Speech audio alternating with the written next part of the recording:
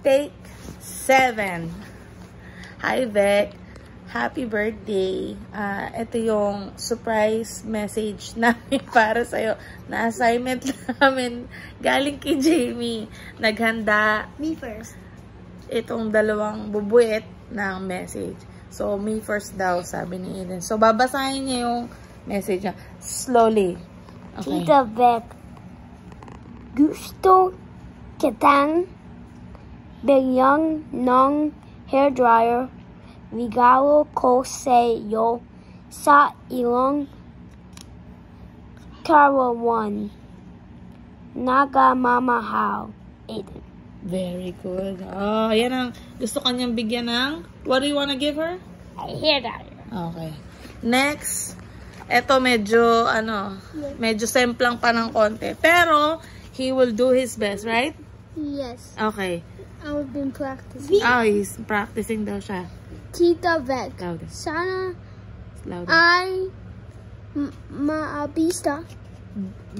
Mabista. No. Mabisita. Kita. John. Louder. John. See? Sa Pilipinas. No. Filipinas.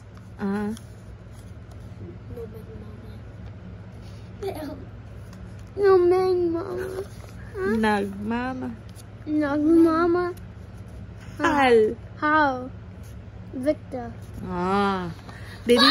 Finally! Pinractice namin yan ng mahaba. So, ito naman ang message ni Sky. Hi, happy birthday. Napaka-touching, napakahaba. Happy birthday! Pero wish talaga namin, wish talaga namin mabisita ka namin dyan. Come on, John. Sa Pilipinas. Yeah. Come on with John. Come on with John. Draw the bond. Bye. Ayun, yun ang... Happy birthday To you. Happy birthday to you. Hush, happy birthday to you. Tita Vec. Happy birthday to you. Hush. Ang taas ng energy, So, thank you so much, Jamie, na bibigyan namin ng message si Vec. Para sa Vec. Sana ma-surprise ka. Sana nag-enjoy ka sa video na ito. Meron ka pa bang sasabihin? Are you still have any wish for my sister?